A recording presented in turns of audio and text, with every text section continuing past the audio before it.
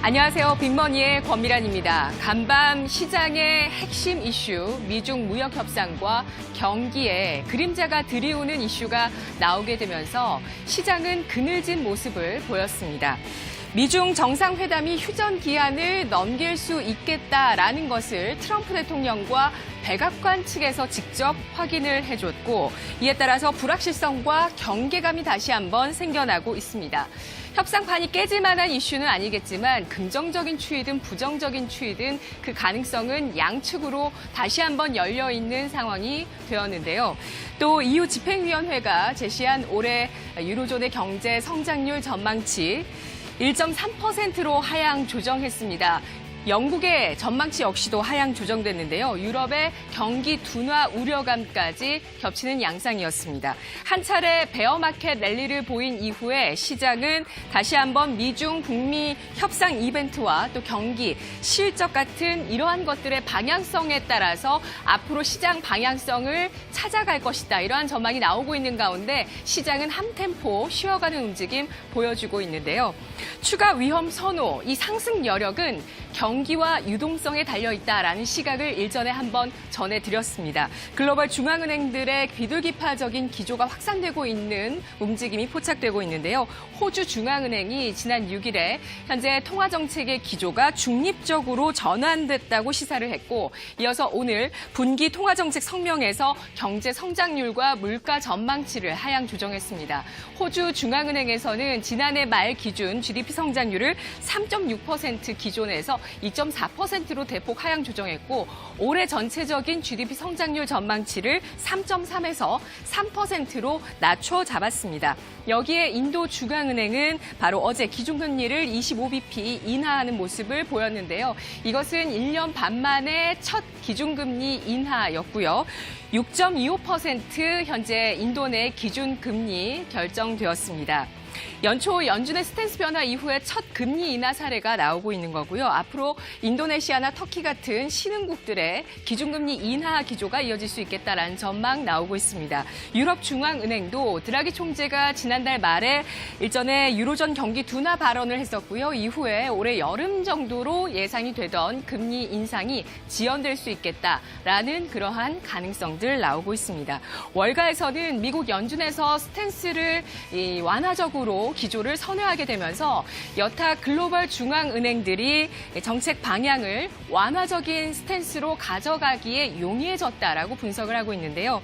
일본 증권가에서도 미중 무역 협상의 불확실성이 현재 강한 구간에서 중앙은행들의 유동성 확대, 이런 비둘기화라는 알기 쉬운, 우리가 좋아하는, 시장이 좋아하는 그러한 스토리가 나오게 되면서 시장 참가자들이 달려들고 있다. 과잉 유동성의 시세가 부활하고 있다. 이렇게 설명하고 있습니다.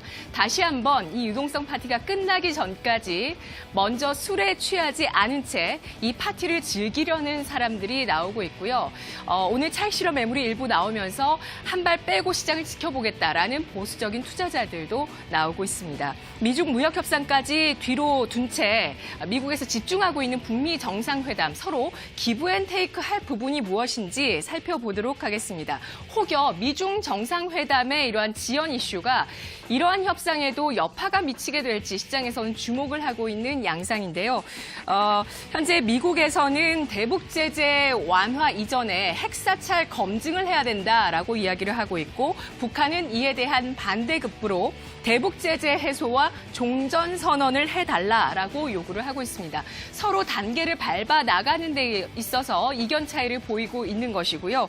만일 2차 북미 정상회담에서 북한이 핵사찰을 받아들이고 미국이 종전 선언을 하거나 혹은 이 대북 제재를 완화하게 된다면 남북 경협이 급물살을 탈 수 있을 것이다. 이러한 가능성 시장에서 내다보고 있는 것이죠. 이렇게 된다면 원화 강세 구간이 도래하게 되면서 해외 자본이 원화 자산에 유입되는 그러한 환경이 조성될 수 있을 것이다. 라고 주목을 하고 있습니다. 종전 선언, 제재 해소에 있어서 중국의 역할론이 어떻게 되는 것인지 좀 더 구체화시켜 보시면서 살펴보셔야 되겠는데요.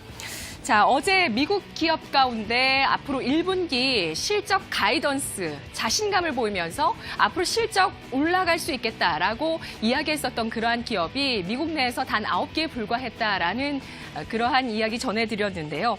공통점은 구조적 산업 성장에 수혜가 있는 쪽이나 혹은 시장 지배력 때문에 가격 인상으로 소비자에게 그러한 가격 부담을 전이할 수 있는 기업이었습니다. 일본 기업 가운데 이번 실적 시즌에 가장 눈에 띄고 있는 기업은 바로 소프트뱅크였는데요. 어제 어닝 서프라이즈와 함께 대규모 자사주 매입 소식을 알리면서 주가가 크게 급등하는 양상을 보여줬습니다. 오늘장까지 추가적인 상승을 시도하고 있는 모습 보여주고 있는데요. 2018 회계연도 3분기, 그러니까 지난해 10월부터 12월까지 소프트뱅크의 영업이익은 4,380억 엔, 우리 돈으로 4조 4,800억 원을 기록했습니다. 무려 전년 대비해서 60% 급증한 실적을 보이면서 이러한 실적 또 경기에 대한 불확실성이 굉장히 높았던 구간의 성장을 나타내는 기염을 토했는데요. 비결은 역시 비전펀드였습니다. 비전펀드에서 나온 영업이익만 전년 대비해서 3배가 급증하면서 1,760억 엔, 우리 돈으로 1조 8천억 원에 달하는 실적을 거뒀습니다. 게다가 유통 주식수 가운데 10%가 넘는 물량 6조 원 규모를 자사주로 매입하겠다라고 밝히게 되면서 어제 일본 주식시장에서 소프트뱅크의 주가는 17.7% 급등, 2008년 금융위기 이후 최고의 급등세, 일간 급등세를 보였는데요. 4차 산업혁명 시대 기업인에서 전 세계 유망 스타트업들의 지분을 소유하는 그러한 투자자로서 동양의 워런 버핏이라고 이제는 불릴 수밖에 없을 것 같은데요. 손정희 소프트뱅크 회장, 그의 행보를 주목하셔야 빅머니를 찾으실 수 있을 것 같습니다. 소프트뱅크와 그들이 투자하고 있는 기업들 주목해서 살펴보시면서 그 지분을 소유하는 자본가가 되셔야 되지 않을까 싶은데요.